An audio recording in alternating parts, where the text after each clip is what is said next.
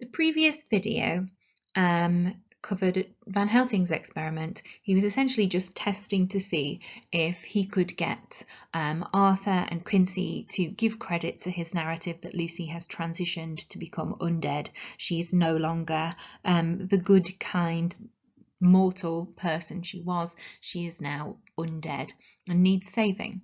The experiment was successful, and now they are returning the very same night to try and save her by killing her.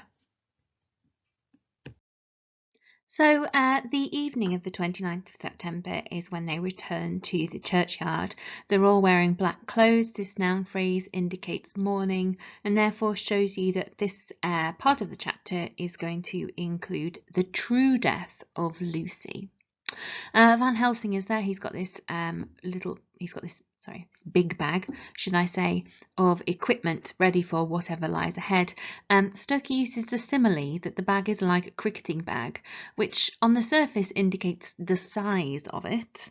I'm sure you can all imagine what a bag filled with cricket bats is going to be like in terms of size, but also it indicates this is something of a game. We do see at various points in the novel Van Helsing appears to be enjoying himself during particularly kind of morbid scenarios. So yeah, there's a kind of perverse enjoyment almost connoted in that simile.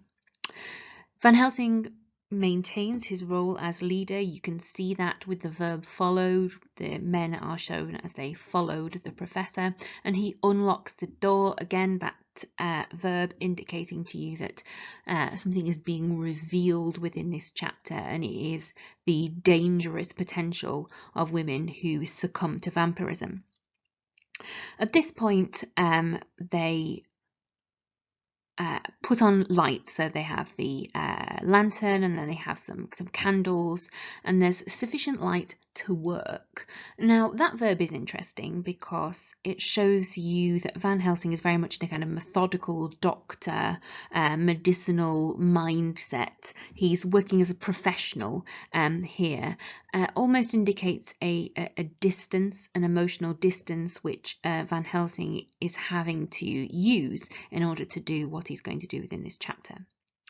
Arthur is still really emotional, and that's evidenced by the simile that he's trembling like an aspen, which is a very kind of sort of a wispy tree, if you like, and therefore you can see that there's a juxtaposition between Van Helsing, who is really stoic, and Arthur, who seems on the cusp of collapse. And at this point they open up the coffin and they see Lucy there in all of her death beauty. There seems to be that compound noun is really interesting because those are two nouns we wouldn't necessarily join together. So the death beauty tells you the kind of unnatural state that Lucy is currently in. Seward is the homodiegetic narrator once more, and he writes, "But there was no love in my own heart, nothing but loathing for the foul thing which had taken Lucy's shape without her soul." So obviously there's some exposition here, some information that her soul is kind of locked in this body with this vampiric other kind of in there too.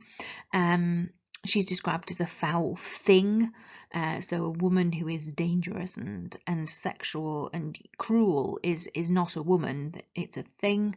That pronoun is interesting, and you can see that Seward, like Van Helsing, is kind of transforming his attitude towards Lucy. Arthur asks, "Is this really Lucy's body, or only a demon in her shape?" And Van Helsing replies, "It's her body, and yet not it. But wait a while, and you all see her as she was and is." And at this point, we see Lucy in her unpleasant, the sort of demonic vampiric form. She seems, quote, like a nightmare. So that simile is used to describe her. But then the actual description of her doesn't necessarily sound completely nightmarish. She has pointed teeth. Yes, that indicates a sort of animalistic visual quality to her. And she has a blood-stained mouth, which is, you know, quite a distressing adjective.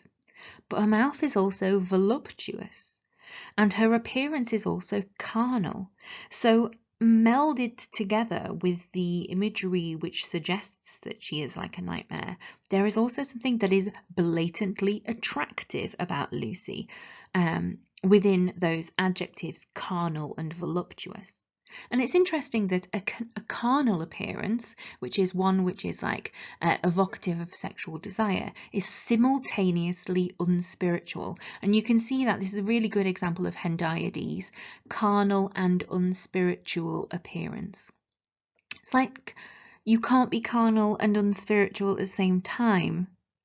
No, you have to be carnal and unspiritual at the same time, sorry, is what this hendiadys implies. That you can't be a sexualized woman and be a good woman.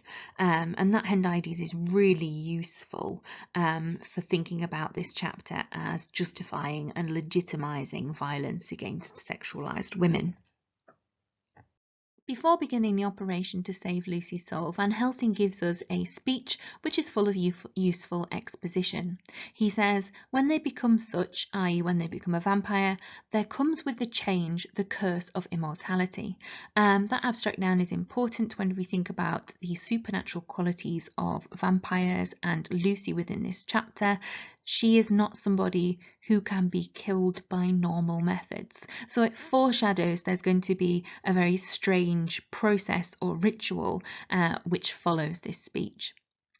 Then there is the justification, should I say, of why this process has to be undergone. If she is not killed, then she will go on, age after age, adding new victims and multiplying the evils of the world. Now, if we were going to take Stephen Aratta's perspective from his essay, The Occidental Tourist, this quotation certainly implies inverse colonialization, the concept of Dracula colonizing a sequence of bodies. And this is this effect of Dracula slowly colonizing the bodies of England is compared using a simile, like as the ripples from a stone thrown in the water. So it will happen gradually, and yeah, the visual there connotes that. He's pointing out here that if they do manage to kill her properly, then many problems in the world will be solved. If she die in truth, then all cease. The tiny wounds of the throat disappear. So we've got this idea that the children who were attacked by Lucy, their wounds will be healed with her death. So there's a great positive spin being placed upon killing Lucy within this speech. Her mouth is doing something funny. Of course, the key clause within this speech is the soul of the poor lady whom we love shall again be free. And the absolute confidence of Van Helsing's tenor is manifested through that modal verb shall. The soul of the poor lady whom we love shall again be free. Like, we're absolutely confident that that is the case, and therefore there's a justification for killing her in the way that we're about to. So he says that what they need to do is they need somebody to volunteer. The indication is certainly that it should be Arthur, because Arthur is the person who she was going to get married. Why should it be Arthur that drives a stake through Lucy? Well, it's because the stake is essentially a phallic object. So you know, you've got the penetrative verb in driven through her, especially that preposition indicates that it's going to be going into her body, and this is something to celebrate. He is a brave lad for penetrating her body in this way, while she is passive within a tomb, whilst she can't do anything to defend herself. This is the right way for a woman to be treated, as opposed to when she has any power to defend herself. This is the right kind of sex, is almost what's implied here, when the man is in control and the woman is not. So to stake Lucy is important because it's going to save her soul.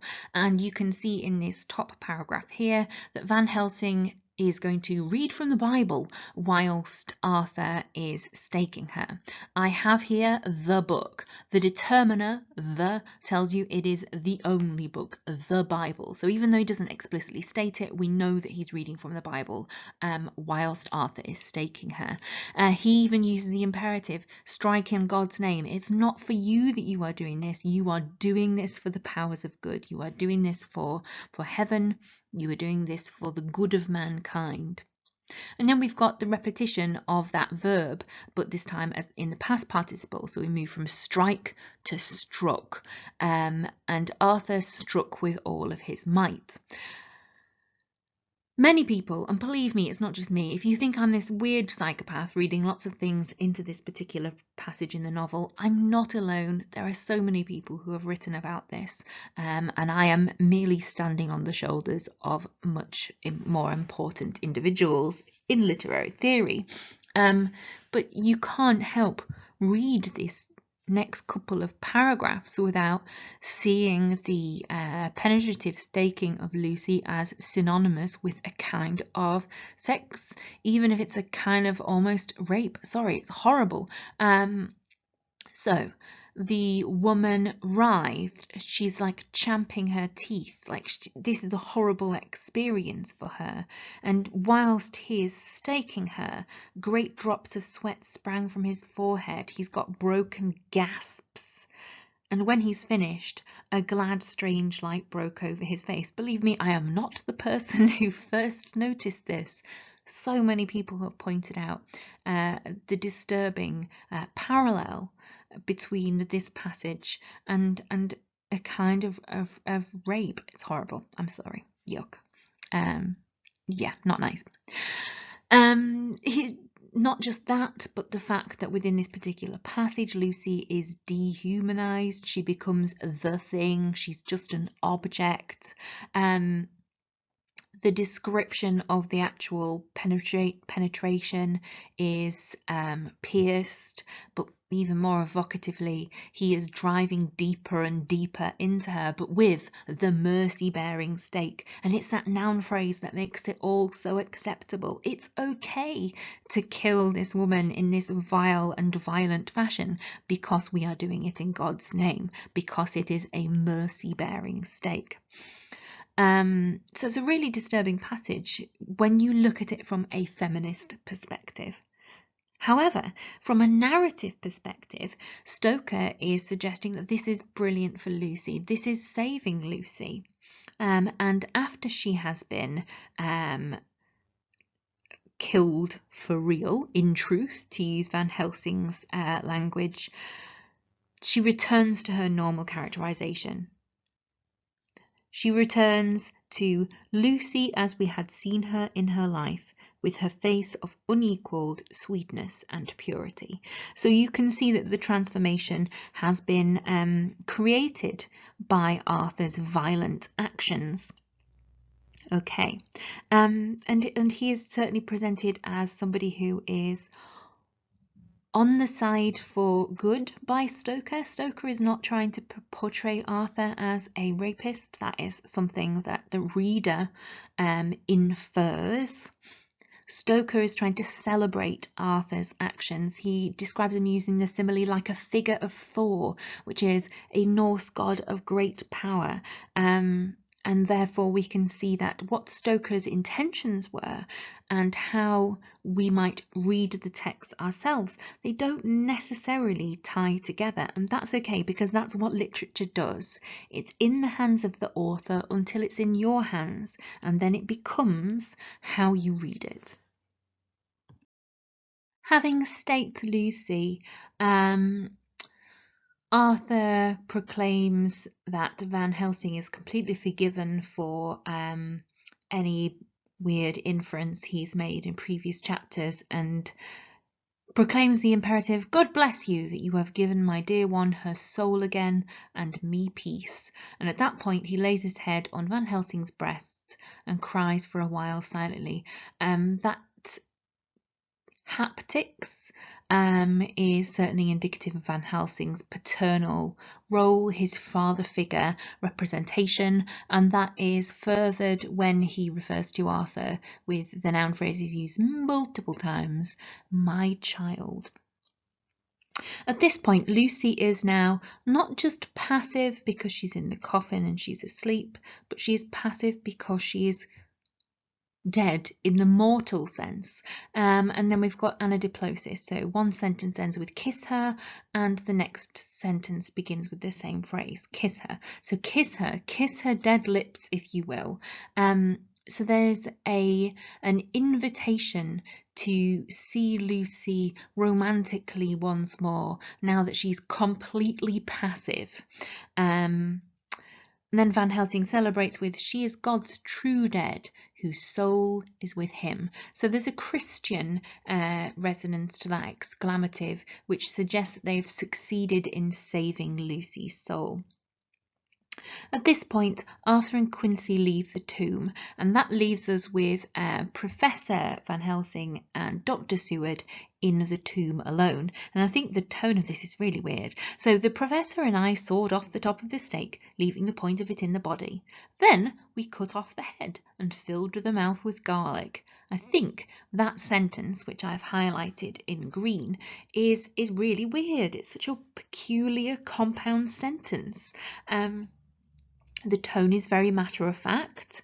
Perhaps Seward is trying to treat this with a kind of doctorly distance, as we saw with Van Helsing at the top of the chapter.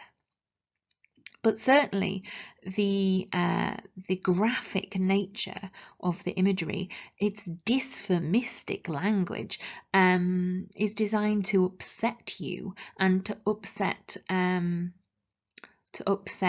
you, because at this stage they are not emotionally moved by this situation, because it's not Lucy anymore, but it's still her body, which is why it's got a kind of weird cruelty to it.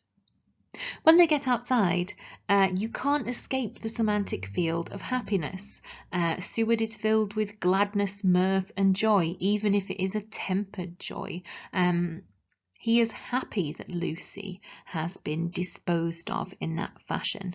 There's something really distasteful to me within that semantic field. However, the narrative purpose of it from Stoker's perspective is to show that killing Lucy was the right thing to do, and it is the only way to bring freedom, liberation, joy to mankind. And Van Helsing at this point points out, the job is not over. Even though everyone's feeling much more relieved, the job is not over. He refers to Dracula as the author of all this, our sorrow, and his intention is to stamp him out. I think it's useful to think of Dracula as the author, because that particular metaphor indicates that Dracula has a plan. He is strategizing to successfully colonize England and its women's bodies specifically, and therefore makes him seem like more of a dangerous opponent. But there's also quite a lot of detective work to do, and this is foreshadowed through the noun clues. In the next few chapters there's going to be lots of going and meeting people and finding out information, and that's definitely foreshadowed with that noun clues. It's going to become a bit of a detective novel. The genre is going to become a little bit more hybrid.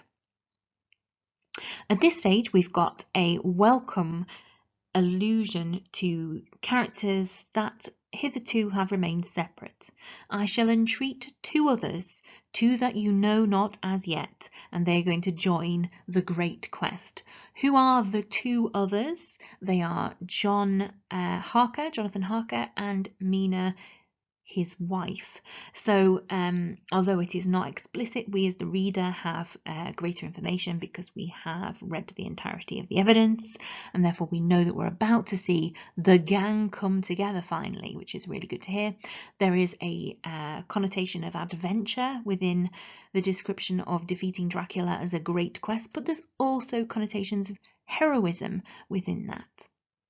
It's also described using the alliterative phrase terrible task. But at this point, they are not too shy away from that. So he's kind of calling for bravery and he's calling for brotherhood at the end of the chapter. Our feet are on the ploughshare, we must draw back. So that particular metaphor is a farming metaphor, an agricultural metaphor, and it implies that now they've got this thing moving, they can't stop.